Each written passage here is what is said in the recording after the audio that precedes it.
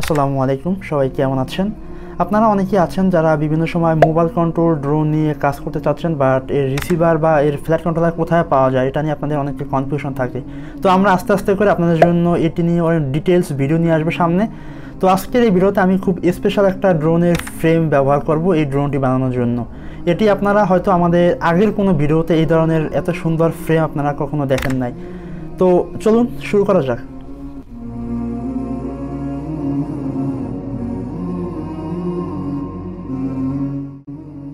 ড্রোনটি বানানোর জন্য আমি এখানে এমআই বা রেডমি এর একটা ড্রোনের ফ্রেম ব্যবহার করছি এবং এই ফ্রেমের সাথে এই মোটরগুলো ঠিক এইভাবে সেট আপ করা ছিল। এটা খুবই প্রফেশনাল একটা ড্রোনের ফ্রেম, যেটা হয়তো আপনারা যদি কেউ এমআই মিনি ড্রোন লিখে সার্চ দেন তাহলে হয়তো আপনারা এটি সম্পর্কে ধারণা পেয়ে যাবেন। তো এটাও একটা মোবাইল কন্ট্রোল ড্রোনেরই ফ্রেম, বাট আমরা এর রিসিভার বা এর কিছুই পাইনি, তো আমরা আমাদের মতো করে এটিকে কাস্টমাইজ করে নেব। এটির দেখতে পাচ্ছেন 8 মিলিমিটারের মোটর রয়েছে। এটির ওয়েট অ্যারাউন্ড 39 গ্রাম, একটু বেশি ওয়েট তুলনামূলক। তো আমরা এখানে মোবাইল কন্ট্রোল ড্রোন বানানোর জন্য এখানে F3 ইভো ব্রাস্ট ফ্লাইট কন্ট্রোলার ব্যবহার করতেছি। তো আপনারা হয়তো আমাদের আগে কোনো ভিডিওতে এরকমের দেখেছেন। এবং আমরা এখানে ESP826601 ওয়াইফাই মডিউলটি ব্যবহার করতেছি, যেটা আমাদের মোবাইলের সাথে কানেক্ট হবে। এবং আমি এটিকে ফার্মওয়্যার জন্য এখানে একটা CS34 মডিউল ব্যবহার করছি, যেটা আমাদের ESP8266কে ফার্মওয়্যার দেওয়া যাবে। তো এটা নিয়ে ডিটেলস ভিডিও আমাদের আগে অনেকগুলো ভিডিওতে আমরা দেখিয়েছি। তো আমি এখানে আরডুইনো আইডি সফটওয়্যার ব্যবহার করব এই ESP8266কে ফার্মওয়্যার দেওয়ার জন্য। এটা বিভিন্ন ভার্সন রয়েছে, সো আপনাদের মতো করে ব্যবহার করে নেবেন। আমি ডেসক্রিপশন বক্সে এর ডিটেলস ফার্মওয়্যার লিঙ্ক দিয়ে দেব। তো আমাদের এটি ফার্মওয়্যার আপলোড দেওয়ার পরে আমি এখন আমাদের ফ্ল্যাট কন্ট্রোলারের সাথে এই রিসিভারটিকে আমরা কানেক্ট করে নেব। তো আমি এখানে কিছু ওয়্যার ব্যবহার করছি, যেটা খুবই সফট। এবং আমি আপনাদের সার্কিট ডায়াগ্রাম দেখিয়ে দিচ্ছি। আপনারা যদি একটু লক্ষ্য করে এটি ব্যবহার করতে চান তাহলে আপনারা খুব সহজেই আশা করি বুঝতে পারবেন। তো আমাদের সার্কিট ডায়াগ্রাম অনুযায়ী আমরা এখানে অলরেডি আমাদের রিসিভারের সাথে ফ্ল্যাট কন্ট্রোলারটি সোল্ডারিং করে নিয়েছি। তো আমরা এখানে যে ফ্ল্যাট কন্ট্রোলারটি ব্যবহার করছি এটা আপনারা আলি এক্সপ্রেস ছাড়া অন্য কোথাও পাবেন না। এটি খুবই রেয়ার একটা ফ্ল্যাট কন্ট্রোলার। তো আমরা এই ফ্ল্যাট কন্ট্রোলারের প্রবলেম সলভ করার জন্য আমরা সামনে কিছু প্রজেক্ট নিয়ে কাজ করতেছি, যেখানে আপনারা ESP8266 বা ESP32 দিয়ে কীভাবে ড্রোন বানাবে সেটা নিয়ে আমরা আরও ডিটেলস ভিডিও নিয়ে আসবো। সো আপনারা আশা করি সেই ভিডিও অপেক্ষা থাকবেন এবং আমাদের চ্যানেলটিকে এখনই সাবস্ক্রাইব করে রাখবেন, কারণ আমরা এগুলো নিয়ে কাজ করি। তো আমরা যদি এই flat controller plus receiver weight দিই অ্যারাউন্ড 5 গ্রামের মতো দেখায়। তো এই হলো আমাদের মোটামুটি ফ্ল্যাট কন্ট্রোলার এবং রিসিভারের ওয়েট।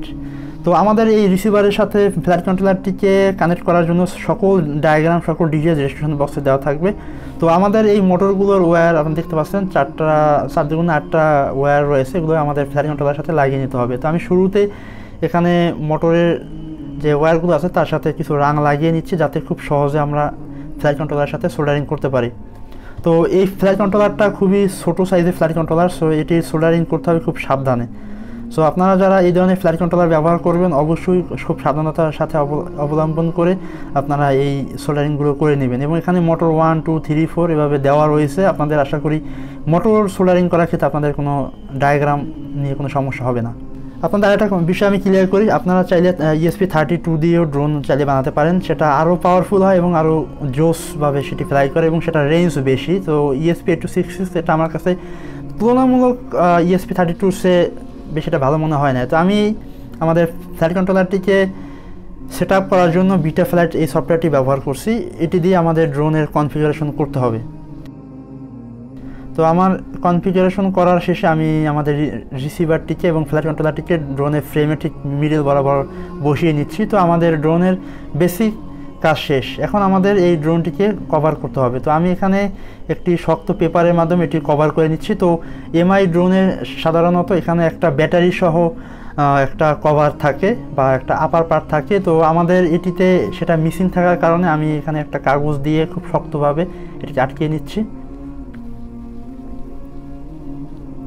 তো আমাদের এটা মোটামুটি কাজ শেষ। এখন আমি আমাদের এই ড্রোনের যে নেক্সট কাজ সেটা করব। এখানে আমাদের প্রপেলার হিসেবে আমি 75 মিলিমিটারের 4টা প্রপেলার ব্যবহার করছি। সো আপনারা এখানে 75 মিলিমিটারের চেয়ে কম প্রপেলার চাইলে ব্যবহার করতে পারেন, তবে এটির যে পরিমাণ ওয়েট দেখা যাচ্ছে তাতে আমাদের ড্রোনটি এই প্রপেলার ছাড়া অন্য প্রপেলার দিয়ে কাজ হবে না। সো আপনাদের অবশ্যই 75 মিলিমিটার প্রপেলার ব্যবহার করতে হবে। আমাদের প্রপেলারের ওয়েট অ্যারাউন্ড 3 গ্রাম। তো আমি আপনাদের এখানে মোটরের কোন দিকে ঘুরবে আমি আপনাদের দেখিয়ে দিচ্ছি। এটি হলো আমাদের ক্লকওয়াইজ মোটর এবং প্রপেলার ঘুরবে ক্লকওয়াইজ, এবং এটি হলো আমাদের কাউন্টার ক্লকওয়াইজ মোটর, এবং এটি হলো আমাদের ক্লকওয়াইজ মোটর, এবং এটি হলো আমাদের কাউন্টার ক্লকওয়াইজ মোটর। তো আমাদের এটি রোটেশন আমি আপনাদের আরও সুন্দরভাবে দেখিয়ে দিচ্ছি যদি আপনাদের কোনো কনফিউশন না হয়। তো আমি আপনাদের এখানে সকল রোটেশন দেখিয়ে দিচ্ছি। তো আমাদের এখানে মোটরের রোটেশন আমি যেভাবে দেখাচ্ছি এইভাবে না দিলে আপনাদের ড্রোন কিন্তু ফ্লাই করবে না। তো আমি এখানে 1200 মিলিঅ্যাম্পিয়ার 3.7 ভোল্ট 25C এর একটা ব্যাটারি ব্যবহার করছি, যেটা আমাদের এনাফ পাওয়ার দিতে। এবং আমাদের আগের ড্রোনগুলো আমি এই ধরনের ব্যাটারি ব্যবহার করছি যার ওয়েট 17 গ্রাম। তো আমাদের এই ব্যাটারিগুলো ওয়েট সেমই হয়ে থাকে। তো আমি এই ব্যাটারিগুলো চার্জ দেওয়ার জন্য এখানে 4-in-1 চার্জার ব্যবহার করছি। এটা আমাদের মোবাইলের ইউএসবির সাথে লাগিয়ে ব্যাটারি কানেক্ট করলে এটি চার্জ দেওয়া সম্ভব। এটা আপনাদের এক্সট্রা কোনো পাওয়ার অ্যাডাপ্টার লাগবে না, আপনাদের মোবাইলের যে অ্যাডাপ্টারটি রয়েছে সেটা দিয়ে আপনারা খুব সহজে এখানে একটা ইউএসবি কানেক্টর আছে সেটা দিয়ে কানেক্ট করলেই হবে। তো আমরা যদি আমাদের ব্যাটারিটি কানেক্ট করি, আপনারা একটু লক্ষ্য করেন, ব্যাটারিটি কানেক্ট করার পরে আমাদের ড্রোনের ভিতরে দেখবেন কিছু এলইডি ব্লিঙ্ক করতেছে, রেড অ্যান্ড ব্লু। তো আমাদের এটি পাওয়ার অলরেডি দেওয়া ডান। তো আপনারা এই ড্রোনটি বানানোর জন্য আপনাদের অবশ্যই চেষ্টা করতে হবে যত কম ওয়েট দেওয়া যায়। আমাদের এটির ওয়েট, আমি যদি সকল পার্টসের ওয়েট চেক করি তাতে দেখা যায় যে আমরা নর্মালি যে ড্রোনগুলো বানাই 3D প্রিন্টেড ফ্রেমের সেটার চেয়ে অনেক অনেক বেশি। সো আপনারা এখানে পাওয়ারফুল মোটর এবং ব্যাটারি এবং আপনার প্রপেলার ব্যবহার করতে হবে। এটি দেখতে পাচ্ছেন 65 গ্রাম ওয়েট হয়েছে। আমরা লাস্ট যে ড্রোনটি বানিয়েছি সেটা মাত্র 23 গ্রাম ছিল, তাহলে সিলে করেন তার 3 গুণ ওয়েট এইটা। তো যাই হোক, আমি সকল লিঙ্ক ডেসক্রিপশন বক্সে দিয়ে দিচ্ছি।